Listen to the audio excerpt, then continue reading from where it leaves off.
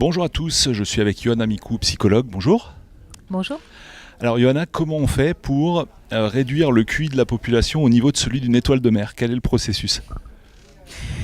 Belle entrée en matière, ça résume bien la situation. Comment on fait? On fait peur aux gens, on les effraie, on les isole, on les monte les uns contre les autres. Du coup, on active vraiment des systèmes de protection en fait. On est tous câblés pour gérer du stress, donc du coup voilà, on les isole, on les effraie, on leur dit qu'ils vont mourir ou qu'on va tous mourir, et du coup ça fait disjoncter leur cerveau tout simplement et avoir des réactions ensuite de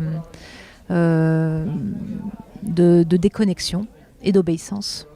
Donc quand tu es dans cet état de stress, tu peux pas réfléchir de manière cartésienne, c'est pas possible. Pourquoi? Exactement. En fait, on a un système nerveux qui fonctionne de manière globale habituellement. Quand on est sans stress, on peut réfléchir, on peut avoir accès à nos émotions, on peut construire une pensée.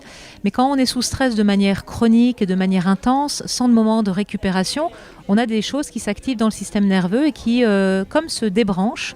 Donc toute la partie du néocortex, qui est la partie la plus évoluée de notre cerveau, qui permet de réfléchir, de mettre du sens sur les choses, est débranchée, est déconnectée de notre appareil à sentir, de notre appareil émotionnel.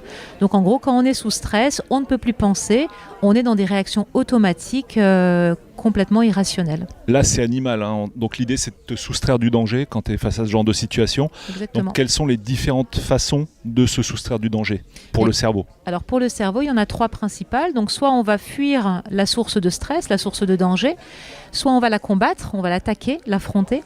Et si on ne peut ni fuir ni combattre, on va avoir une dernière réaction qui est le figement, l'immobilisation. Dans le monde animal, les animaux font exactement ça face à un prédateur. Soit ils fuient, soit ils combattent, soit ils font le mort. La soumission. La soumission, exactement.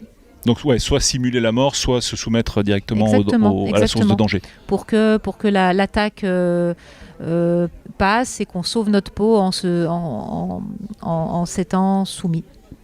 Qu'est-ce que ça va avoir pour conséquence l'état de stress sur la durée? Qu'est-ce qui va s'installer? Et bien sur la durée, on a les systèmes d'adaptation au niveau du cerveau et au niveau de notre corps qui vont s'épuiser. À un moment donné, quand on est sous stress de manière trop importante, on s'épuise en fait. Nos systèmes d'adaptation s'épuisent et donc notre cerveau va avoir une ultime réaction qui s'appelle la dissociation. C'est-à-dire que on va se déconnecter de notre corps, de nos émotions, et on va se comporter un peu comme une sorte de robot. Donc on est un peu étranger à nous-mêmes, on a l'impression d'être un peu comme hors réalité. Les gens souvent disent c'est comme si j'étais pas dans la vraie vie, c'est comme si je me lève le matin mais je sais pas trop pourquoi. Et donc on va être vraiment sur un mode automatique. Donc c'est ce qu'on appelle la dissociation traumatique.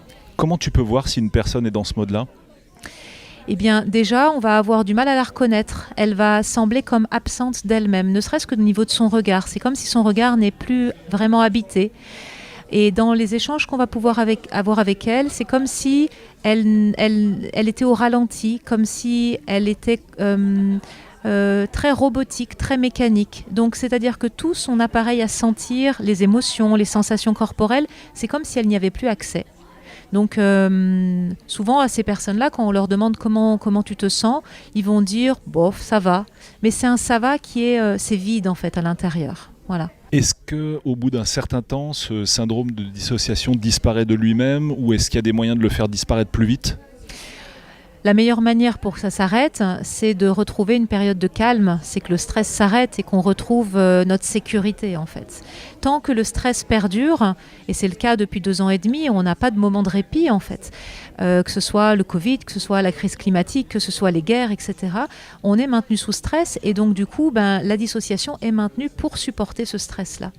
Donc sans soit du soin psychologique, soit retrouver des moments de récupération et prendre soin de soi au niveau de son stress, c'est très compliqué de sortir de la dissociation. Est-ce que tu penses que toute cette situation de pression psychologique a été voulue sciemment ou que c'est juste le résultat d'un virus qui arrive et... En tout cas, je ne peux pas trop imaginer comment des conseillers du gouvernement peuvent ignorer les impacts des mesures qu'ils ont fait subir à la population.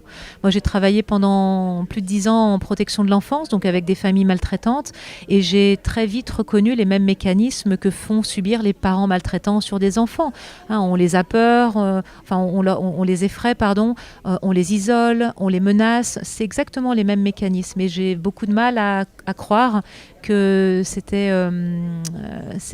ils ne pouvaient pas savoir ce qu'ils étaient en train de faire. D'accord. D'autres mécanismes peut-être pour justement annihiler totalement l'esprit de discernement chez les gens? Bien sûr, il y a toutes les techniques d'ingénierie sociale qu'on connaît bien, que les industriels connaissent bien pour nous faire acheter les produits, pour nous faire adhérer à des idées. Et les techniques d'ingénierie sociale ont été utilisées depuis 3 ans pour infantiliser la population, par exemple, nous faire signer des auto-attestations pour nous autoriser nous-mêmes à sortir à 1 kilomètre pendant 1 heure. Les ordres stupides, par exemple, tu te souviens, boire son café assis, ce genre de truc, ça peut rentrer dans le cadre de ces manipulations? Exactement, mettre mamie et papy en cuisine pendant que nous on fait le réveillon ailleurs. C'est vraiment des choses qui sont complètement hors sens en fait. Et en tant qu'être humain, on a besoin de mettre du sens dans les actes de la vie quotidienne. Donc ce sont des techniques d'ingénierie sociale qui sont bien connues en fait, pour pouvoir comme déconnecter les cerveaux et du coup mieux les asservir. Voilà, d'autres techniques qui te viennent à l'esprit? Il y en aurait à dire.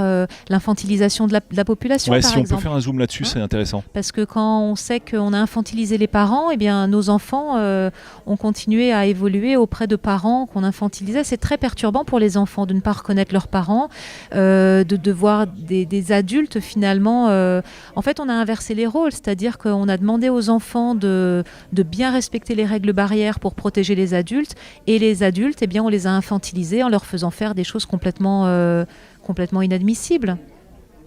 Alors, comment se prémunir, peut-être très rapidement, je pense que ça fera l'objet d'une autre vidéo du coup dans laquelle on ira plus vraiment en détail, mais si on doit faire ça de manière super rapide, comment te protéger de toutes ces mécaniques, on va dire, qui vont annihiler complètement ton esprit de jugement?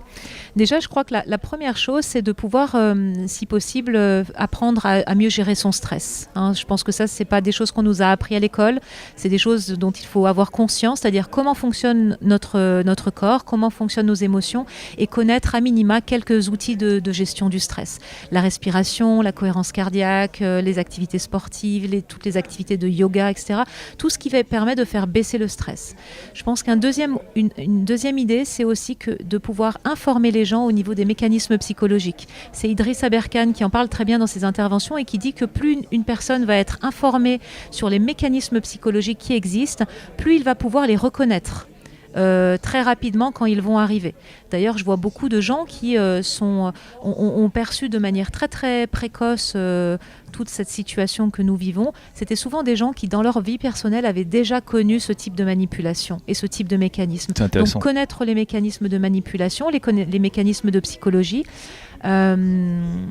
apprendre à travailler sur nos peurs, identifier nos peurs, et pouvoir les affronter, et puis surtout aussi mettre nos limites, apprendre à reconnecter avec notre saine colère, parce que la colère, c'est l'émotion par excellence qui nous permet de poser nos limites, de poser notre stop, et finalement d'arrêter de subir en fait, et de se soumettre. Pendant la conférence, tu avais parlé aussi justement, si on a des activités créatives ou ce genre de choses, y aller à fond encore plus que d'habitude. Ça aussi, c'est un remède? C'est un remède, parce que souvent dans les situations de crise, de stress, beaucoup de gens disent « mais je dois gérer tellement de choses que je n'ai absolument plus de temps pour prendre soin de moi ». Et je dis vraiment que c'est surtout dans les moments de crise et de stress qu'il faut absolument prioriser les moments pour soi. Ça ne veut pas dire passer 3 heures par jour, mais ne serait-ce que 5-10 minutes, juste un moment pour soi, pour se faire du bien, pour au niveau hormonal, renforcer nos hormones de bien-être et de lutter contre les hormones de stress comme l'ocytocine. Excellent. Juste pour finir, tu avais parlé de choses physiologiques au niveau du cerveau en présence de stress. Tu peux expliquer rapidement? Au niveau physiologique, physiologique, voilà. Oui, quand on a un stress qui survient, on a dans notre cerveau toute une armada de réactions pour faire face au stress. La première, c'est l'activation de